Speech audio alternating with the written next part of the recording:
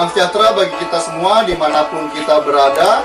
Kiranya kita semua dalam keadaan sehat, bersuka cita senantiasa dan dalam lindungan Tuhan. Firman Tuhan pada saat ini diambil dari Markus 10 ayat 13 sampai 16 yang menyaksikan. Lalu orang membawa anak-anak kecil kepada Yesus supaya ia menjamah mereka. Akan tetapi murid-muridnya memarahi orang-orang itu. Ketika Yesus melihat hal itu, ia marah dan berkata kepada mereka, "Biarkan anak-anak itu datang kepadaku, jangan menghalang-halangi mereka, sebab orang-orang yang seperti itulah yang mempunyai kerajaan Allah. Aku berkata kepadamu, sesungguhnya barang siapa tidak menyambut kerajaan Allah seperti seorang anak kecil, ia tidak akan masuk ke dalamnya." Lalu ia memeluk anak-anak itu dan sambil meletakkan tangannya atas mereka, ia memberkati mereka. Bapak Ibu saudara-saudari kasih Tuhan, apa yang ada dalam pikiran kita ketika kita mendengarkan ungkapan yang sering kali kita dengar saat ini, yaitu rumah. Kerja dari rumah, belajar dari rumah, ibadah di rumah. Apa yang kita pikirkan ketika kita mendengar kata rumah? Sesungguhnya rumah tidak hanya tempat tinggal. Idealnya rumah adalah suasana di mana kita merasa nyaman dan dilindungi. Ada ungkapan home sweet home.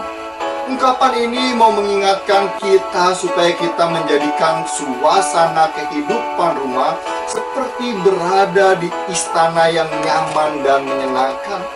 Yang jadi pertanyaan bagi kita adalah, sudahkah rumah atau keluarga kita menghadirkan suasana kehidupan yang indah, penuh dengan sukacita, memberikan rasa nyaman, aman, dan melindungi semua penghuninya?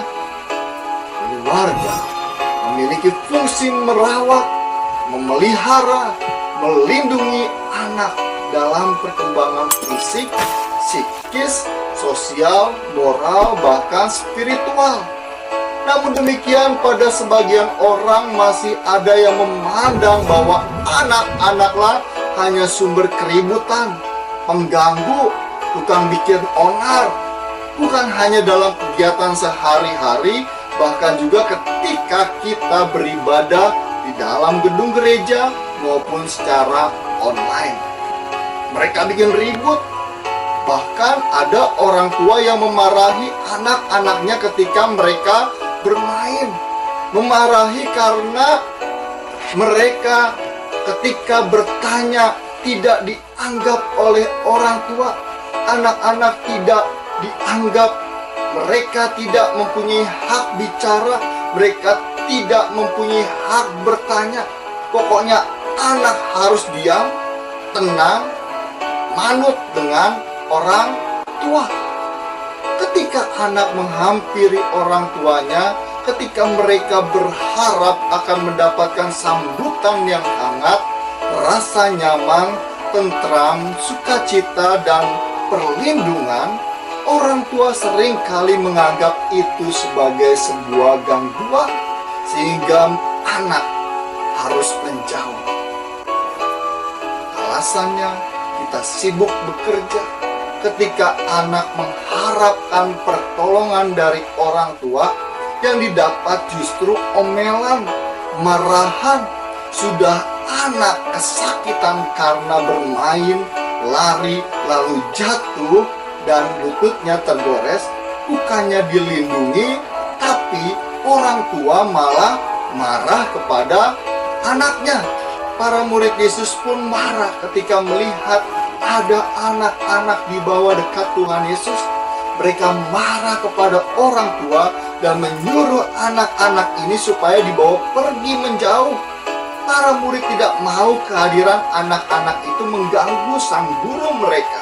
Para murid menganggap bahwa anak-anak itu tidak penting hadir, bahkan dianggap sebagai pengganggu.